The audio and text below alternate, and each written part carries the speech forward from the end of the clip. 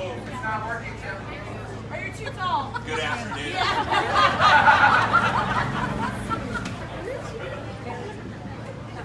I'm going to work with it off the stand. My name is Jim Seidlecki, and on behalf of County Manager Ray Gonzalez and all of our 2,000 employees, we want to thank you for joining us here today as we celebrate Homes for Hope.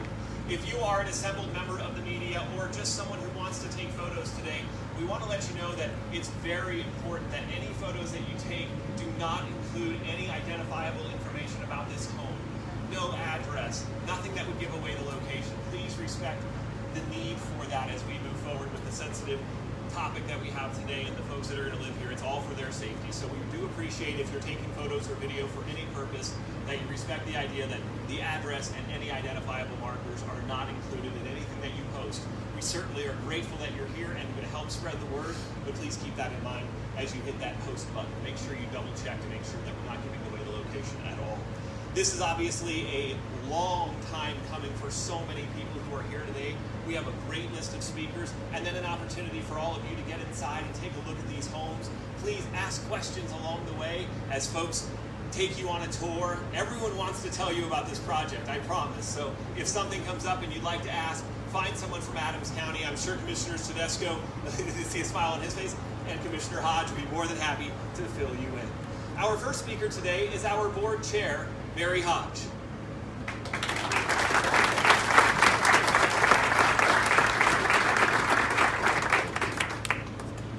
Good afternoon. Thank you so much for joining us this afternoon for what we call the best day in government. For those of you who could not be with us this morning, 14 Adams County kids were adopted this morning in National Day. The smiles, hugs, and joy were contagious as families opened their homes and their hearts to our most precious resource, Adams County children. This afternoon, we are completing the second half of this remarkable day for children in our care. Homes for Hope is a project that has enjoyed the full support of my fellow board members from day one. Commissioners Hanson, Henry, Tedesco, and Odoracio should all be congratulated for their unwavering support. On behalf of the Board of County Commissioners, I would like to recognize our incredible human services staff, and especially Jan James, and the dedicated employees in Child and Family Services. Your passion and your professionalism dealing with these delicate circumstances provide great comfort to the families that you serve. Dozens of county staff members from multiple departments have contributed their expertise to this project. Kat Townsend from our Facilities Department and Gabe Rodriguez in the County Manager's Office were instrumental in the success of this program. And the road you drove in on was completed by Public Works last week. I also want to thank our county staff and our private partners who all came to the table with the same approach, a willingness to do whatever it took to make this project a reality. We all share a tremendous amount of pride in Homes for Hope, but one commissioner was able to offer the unique perspective of being an Adams County foster child. It is my pleasure to introduce my peer and my friend, Commissioner Chaz Tedesco.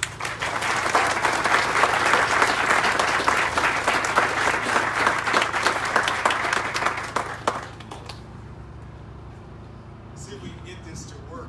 Can everybody hear me? So, I just want to say, today is probably one of the best days in my entire life. National Adoption Day this morning. The incredible work that our Human Services staff does, our court staff does. Where's Simone? Simone puts on one of the best projects and recognitions that we've had for a long time. And today was unlike no other. The dancing and the candy and everything else was just fabulous. So thank you very much, Simone, for recognition on the Adoption Day. I'm adopted. I'm a foster child. I was born in Denver General, grew up in North Glen, loving foster family, but really there's a need. And I don't think people that haven't been through this situation understand what that need is and what that gap is that you kind of get into. When I came into Adams County, I didn't know where my place was. I didn't know what I was going to focus on. But it became very apparent very quickly that this was something that I needed to work on. 4 years ago, I asked the fellow county commissioners if I could work on this project personally, and they granted me that permission, and for that, I will always be grateful. They are understanding and supportive, and one of the best groups I've worked with in a long time. And 4 years ago, I talked to staff, and I talked to Jan James and Chris Klein. Where's Chris Klein? Oh, look, he's trying to hide. Well, Jan really kind of said, hey, that's a great idea. You're really crazy. You don't know anything. But she thought the concept was good. And so we spent quite a few years just kind of going over, well, I should say you spent quite a few years going over laws and regulations and what we could and we couldn't provide. But she stuck to it. The entire staff, everybody who ever worked on this, even though they thought I was crazy, even though they thought we could never get to this point, guess what? Today we are at that point. These homes are beautiful. If you have not had the opportunity to tour these homes, please take the time before you leave and see. I want to point out that not only is this a big project for Adams County, there is no one else in the nation doing anything like this. No one has done this concept before. This is going to be a national model that everybody takes, because it's about being responsible government and utilizing our resources for the proper use and identifying those uses that were improper and converting them into something that will give back to our community for decades to come. These kids that come into these homes are here through no fault of their own. These kids are labeled and have to live with that stigmatism for the rest of their life. I know. It's not about your family loves you and we're going to give you everything you want. You are labeled and stigmatized for your entire life, and you have to deal with that in one way or another. We as a county think that we come in and we do all these great jobs, and we do. I am not saying that you don't. But from a kid's perspective, you are taking me away from everything that I know. I only know my parents. I only love my parents. I only love my family, my grandparents, everybody else that's associated. I love my house, and you're taking all that away from me. It is our responsibility to lessen that trauma, to give them the ability to be reunited with either kin or an appropriate foster family that will provide the things that they need. These kids don't know that anything's wrong. They don't know that their parents are an alcoholic or that it's wrong to be an alcoholic. They don't know that it's wrong that they get yelled at or get spanked or any of that other stuff. They just know that the people who love them and are there every day are now gone. And now they're being introduced into a completely foreign environment. No matter the material things you give them, you have to respect them. And those kids need your support. And we are doing in the county what we should be doing and lessening that trauma. We should be introducing, we have receiving areas that are specifically for the kids to come in. And the reason we did that, and we had long conversations about this, the reason we did that is because when they come in, they're coming out of a traumatic situation. They may be distraught. They may be in a diaper or in underwear, or no clothes or a hat or anything. They may be hungry. They don't know where they're at. They're disoriented. This gives us a place where the sheriff or the social worker or whoever it is that brings them to the home can bring them into a safe environment. Not a closet, not a cubicle, but a safe environment that is like a home. It's not an office, right? And these kids can calm down, they can relax. The parent in the home can come out, introduce themselves, start giving them the things they need, take care of their needs on an immediate basis, without also traumatizing the kids already in the house. The kids already in the house, we have to stay we have to treat them with respect as well. And bringing that chaos into the house every time a child comes in is not helpful. This gives the ability of the parent and the caseworker or the sheriff to soften that blow, to give a soft handoff and say, now you can introduce them to the family. You can bring them in a calm manner. You can have the time to assess them and treat them before they come into that family environment. That's what we want. We can't solve this. There's no magic pill, but there's an ability with the county and government to make sure we do the right things at the appropriate times. And that's what I think we're doing here today. Our staff, Ray Gonzalez, sir, I'm blessed to have you in your position, because without you, none of this would happen. Without the people that you hired and the staff that is here today, Kat, Chris, Her Majesty, James Lynn James, Janice Lynn James the third. I have to treat her with royalty because, now she made this happen. So I have to get her like this knighthood title. She's going to go into work and there's going to be a name tag on her door like this.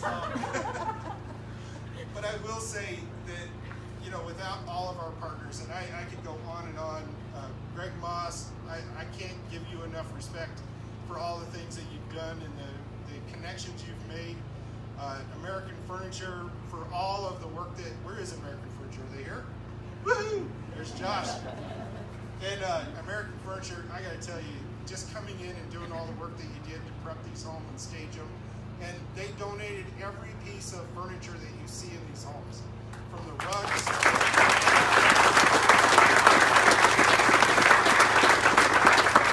you don't mind, Josh, I'd like to tell a little story about when we met.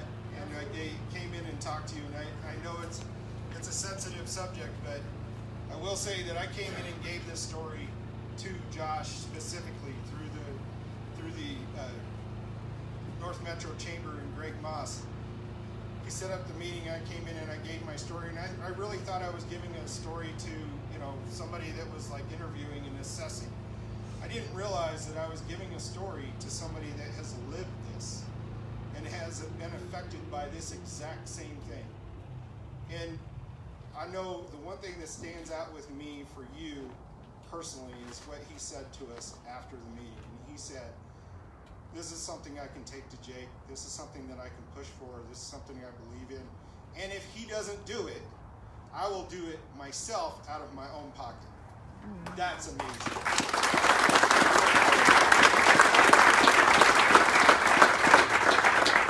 Greg Moss, with his fundraisers and everything that he's been able to raise and the connections he's been able to make, where are we at? About $20,000, a little more than $20,000 in fundraising? A little bit, yeah.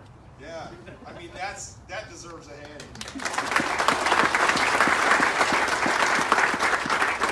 I know I'm taking a long time up here, but this I don't think I'm going to have a day like this ever again.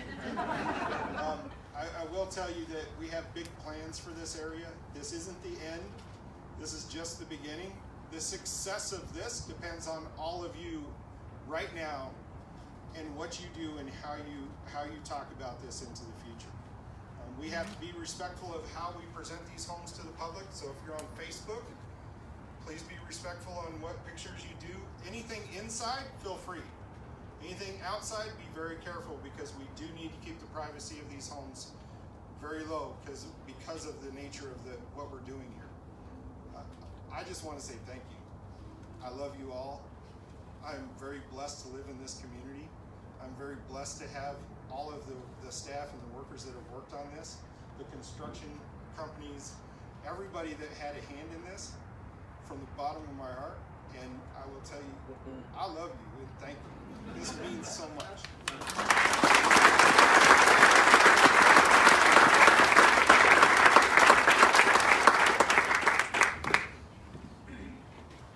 Great job, Commissioner Tedesco. Really appreciate those candid remarks. Our next speaker comes to us from the county, and she has a new name, apparently. Janice Lynn James III. Her Majesty. See, it's a longer title every time. Jan is with our Child and Family Services Division and represents all of the employees who do such great work. Please help me welcome her.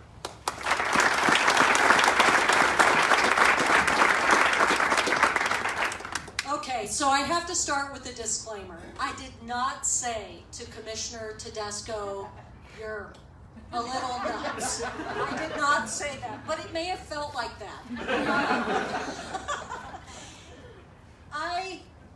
As I was getting ready this morning and actually having conversations before National Adoption Day, I was reminded of a road trip. Our director, Chris Klein, reminded me of a little road trip that we took soon after we started talking about this project. And we drove up to Roggen, which is a booming metropolis. We drove up to Roggen and we went there to actually take a look at basically it's a mission work that a couple started, a pastor and his wife started many, many years ago, and they actually built homes. As they had money, they built one home, and then they raised money and built a second home, and those homes were dedicated to use for foster families. And Commissioner Tedesco and I had actually on one occasion, we had actually heard the story about how they used to back up at that compound of foster homes. They actually had to have their groceries brought in every week on a flatbed semi to the home because they were caring for so many kids in that community. And so as we went out that day and we took that journey together, I was somewhat skeptical of the idea, but I was trying to roll with it. As I recall, Ray, our county manager, was there, and Gabe was there, and Ellen Sandoval, who's been involved in this project, was there, and Chris was there, and we rolled out to Roggen, and then we rolled back to Adams County, and as we came back to Adams County, I think all of us felt a certain sense of, you know what, this could work. This could be something that makes sense in our community. So we came back, we started having conversations, and then our Board of County Commissioners, we all sat down and we talked about these homes that had been here in this location, the two homes, the other one is next driveway over, and we decided in that conversation, I think it was kind of this moment where it all came together, and we said, this does make sense. We can do this on behalf of our kids. And I remember in a meeting soon after, at the end of the meeting, Commissioner Tedesco said, so what should we call this project? And I said something like, well, how about Homes for Hope? And somehow it stuck. So here you have on the signage, Homes for Hope. Here we stand today. That was 2015. So it's been a long journey. So that ride out to Roggen kind of has brought us home back to Adams County today to these fantastic homes. But they're not just homes. One of the things as I was thinking through this, Jim was helping me think about questions, and he said, you know, how does this benefit kids? And I think Commissioner Tedesco said it very, very well. When we are in the position as a Department of Social Services to intervene and remove children from their home because they are unsafe in that moment of crisis, when we take those children out of their homes, first off, the first thing we have to think about is there a kinship provider, or is there a family member or a neighbor or someone who knows this child that we can potentially place with before we start thinking about what we call traditional foster care we now mostly refer to as stranger care, because it truly is for that child a stranger that they are going to be encountering for the first time. And as we were thinking about this project, we were very concerned. We cannot always find family, especially during the heat of the crisis. If the police are on scene and we are on scene in the middle of the night, we cannot always have the family give us a list of kin to place with. In those instances, we have to take the children, and many people don't realize, but in Adams County, 24 hours of every day, 7 days of every week, 365 days of every year, we have to have staff who are either in our building working through the night or on call in the event that we do get called out to the scene and we need to take children into care to keep them safe.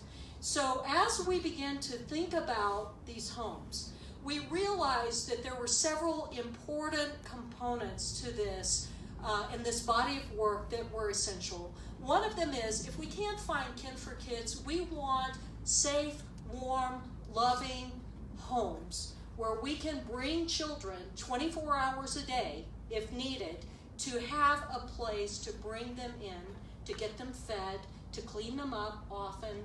We needed a safe place for that to happen. That was one important consideration for Homes for Hope. The second was that we really need children to stay in their home community. We need for them to be able to see their parents. One of our goals as an agency is that within 24 hours to 48 hours of a removal, we want children to be able to visit with their parents.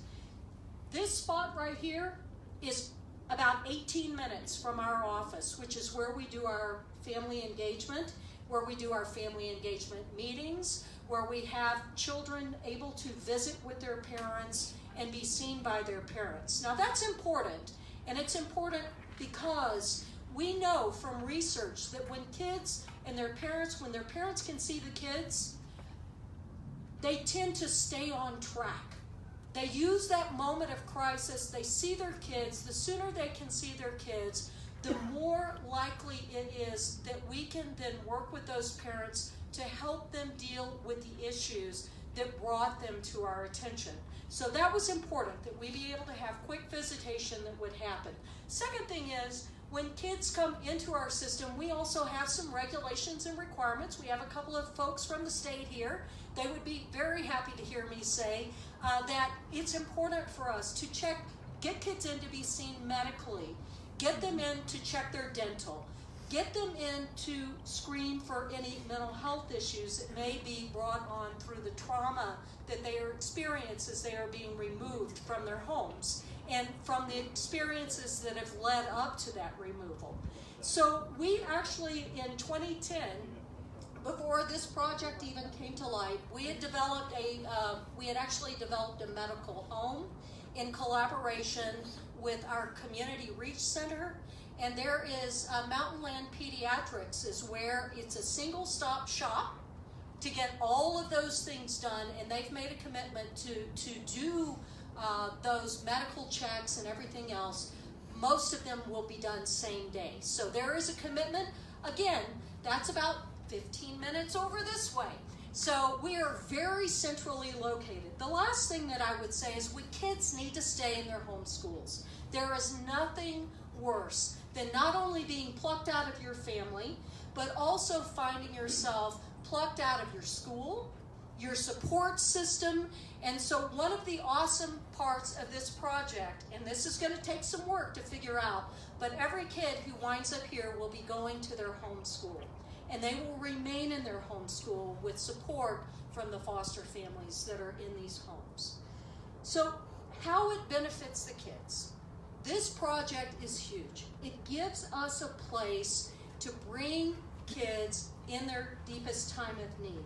How it's going to improve some of the outcomes that we're working on. Keeping kids stably in their schools, in their communities, the visitation, all of that those are components. There's also another component, and that is for our caseworkers. Oftentimes, actually, Thanksgiving 2 years ago, in 2016, we received frantic calls. Ellen got a call, I got a call. There were a lot of calls going around because we had 2 kids on Thanksgiving that were removed from their home.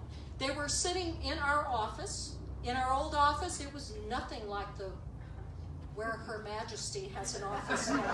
Thank you so much, commissioners, thank you. And these kids were sitting in our building, and we called for 24 hours. On the hour, every hour, we were calling from Adams County as far north as Sterling down to Pueblo, and we could not find a home for 2 little kids. One was 2, I think, and one was about 4. And we could not find a home for these brothers to go to. And that was really for us a moment that as we began to talk about this is the place where we will be able to bring kids. We will not have caseworkers sitting on the phone calling incessantly, trying to find a place, and then driving across the state when we can finally find a foster home. So it's really important, and one of the things that I would say that we are encouraged by, when our caseworkers can actually start working on their work instead of having to worry about finding a place for kids, we can do some awesome things. We can do awesome things around engaging with those families. Even though they come to us in crisis, we encounter them on the worst days of their lives. And it gives us a chance to begin to help engender a sense of hope that we are truly embodying the desire to help their family to make the changes needed to provide safety for the kids. Our caseworkers can do that when they aren't just having to chase down homes or drive across the state to go see a child each and every month, which is required for us. We have to see children each and every month that they are in out-of-home care. It has to be face-to-face, and at least more than half the time, it has to be in the home where they're living, for every single kid. We serve about 1,200 kids on any given day in social services in Adams County. And when you think about that, by having a place in our county, it prevents us from paying lots and lots of mileage, first off, and it also helps our caseworkers to have the time to do what it is that they really are called to do and the reason that they come into the work. So I want to say this, as a final remark, I want to say how much respect and appreciation I have for our Board of County Commissioners. You all have been amazing supporters of the work that we do. I also want to thank my boss. I'm not sure what I will call him, but it needs to be a long time. Mr. Chris Klein, I want to thank you for your leadership. And in turn, I want to say to Brian Osler, who's around here there he is, also to Ray. I want to say to Gabe, thank you. You have done so much on this project. To Kat, you have been amazing on this project. I will close with a brief story. To Ellen Sandoval, you have done so much on this project to really develop a scope of work that I think really fits the bill for what it is we're trying to do. And Bethany Bonacera, who is in our purchasing, she's just been such a great partner in this. But I want to close with this thought. I want you to take a look around at some of the pictures that are posted, especially these over here. Because the first day that we came here, Commissioner Tedesco and I, it was kind of a quiet walk. And we walked into this house first, and we walked up, and there were some amazing features in this house. And so he and I were kind of out on the porch, and it was a cold day. It was cold on that porch. It was super cold. And this is where we started saying, wouldn't it be nice if this were warm instead? Wouldn't it be nice if we had a place to enter the kids in and caseworkers to come in, and the family didn't have to use their main front door, which is where they want the kids to feel comfortable coming into the home, but we could have a place where you can stop and pause. If there's paperwork, if there's stuff that's business stuff, you can leave it at that front door. You can have a warm, inviting place for kids to come in. So we started talking about it here. We walked over to the other house, and we walked in, and there was a dead mouse on the carpet, and I was thinking, I'm not sure there's any hope for this home. But I have to tell you that the amazing work that has been done here, and every ounce of love that has been poured in by many, many people in Adams County is so greatly appreciated. I can't wait for people to have a chance to look at the homes and to see where it is that we are going to be doing the work. And I would want to say and formally announce today that Nightlight is actually the agency that we're going to be working with. They are an adoption agency out of Larimer County. They actually are going to be the partners in this project. The project is not all ready to roll out right at this moment. We have just begun working together to design all of the components. We anticipate they are working on, and we will be supporting them in recruiting families to actually move into these homes to serve as the foster families who will be here on site to support these kids. So thank you. We're looking forward to our partnership. Thank all of you for being here today. And then as a final note, sounds like I'm going to turn it over to Mr. Greg Moss from North Metro Chamber.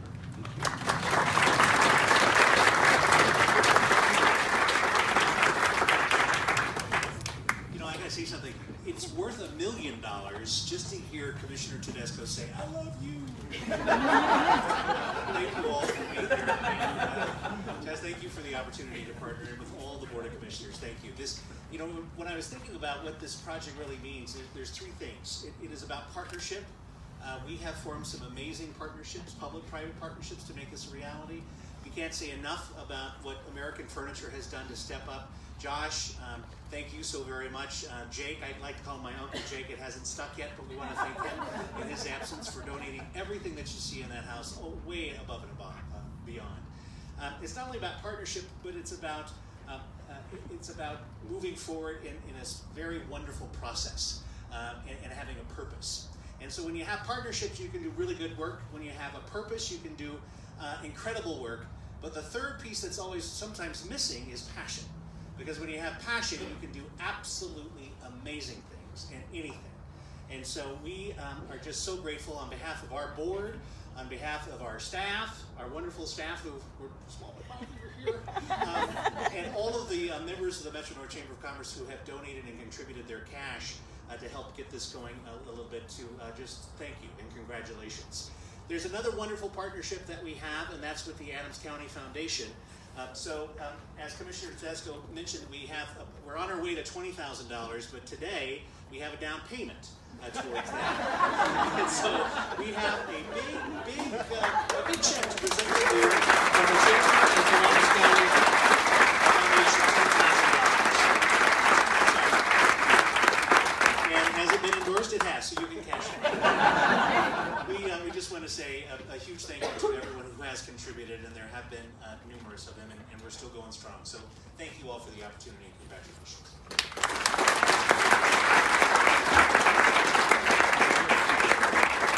Thank you, Greg. It's almost time to cut that ribbon, but we want to hear from those folks with Adams County Foundation, and our board member Jacob King is here today to share some of the thoughts from the Adams County Foundation. Jacob? Thank you, first of all, for the invite. It is phenomenal to be part of this. And one of the things that I really want to stress is so important of a program, and how privileged the Adams County Foundation is to be part of this program. And I'll make it real brief. I share a very similar story to Chaz. I am also an Adams County foster kid, and I've been through that. As a matter of fact, as Chaz was talking, I recalled one of the nights that I was pulled from my home as a kid. And when that happened, I ended up at a drug rehabilitation center. And I thought, geez, what did I do wrong that I ended up with people that are definitely on the wrong path in life? And what was it, what was my role in this situation? And so the more and more I thought about that in that situation, kids are very scared. They just don't understand it one bit. And I think that to be able to have a home where it's inviting and it's clean and it's loving is super, super important. And the more and more I think about it, and I'm not going to go too far into it because then I get a ball in front of all you people. It's super, super special. And for everybody that's been part of this, truly, truly remarkable. Adams County Foundation looks forward to working in this project for many, many years to come, to help it grow, to help it become a bigger project, to help it become that lead for every county and every state across the nation.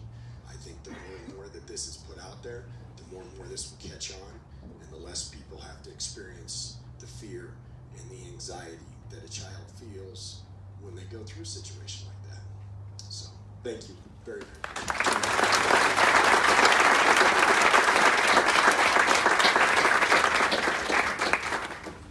We heard Jan earlier mention Nightlight Christian Adoptions, our partner, and we're blessed to have Megan Nally here today. We'd like to invite Megan up to talk a little bit about the partnership and their role with Homes for Hope moving forward. Please help me welcome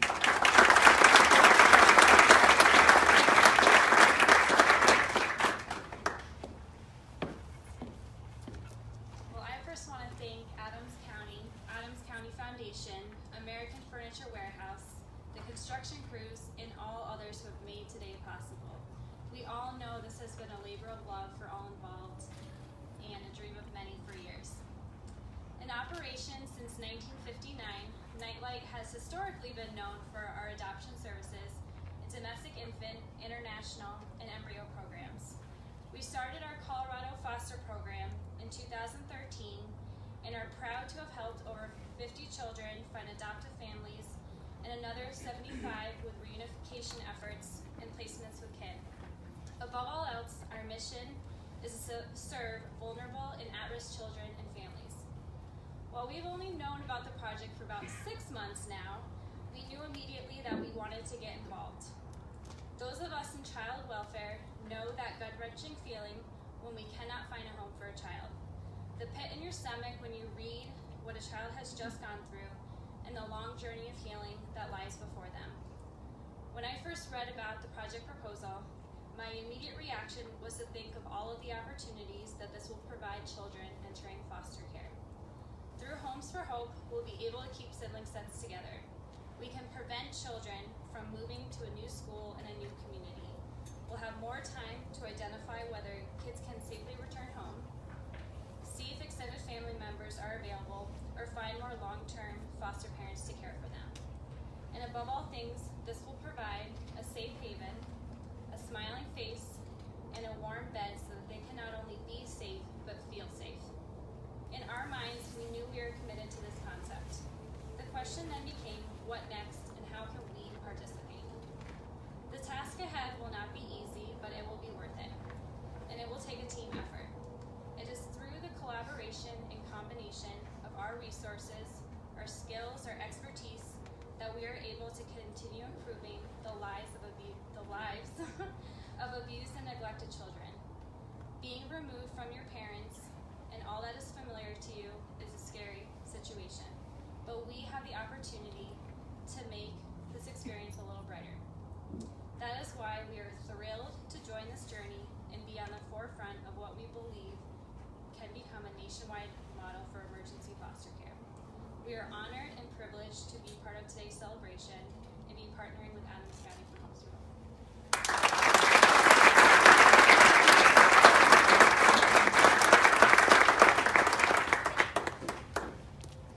We want to thank Megan and all of our speakers today. We're going to move on to the ribbon cutting in just a moment, but first, all of us as staff members know what goes into not only today, but a lot of the setup that you'll see. We want to thank our parks folks. I know a lot of them are actually around here driving golf carts and everything else, so Parks and Open Space.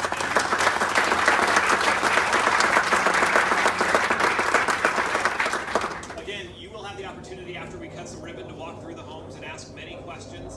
And it's going to be an opportunity for you to see, hopefully the before and after. You'll have an opportunity to walk around here. And there are also snacks in the back of the room, conveniently being hidden by some of our staff members.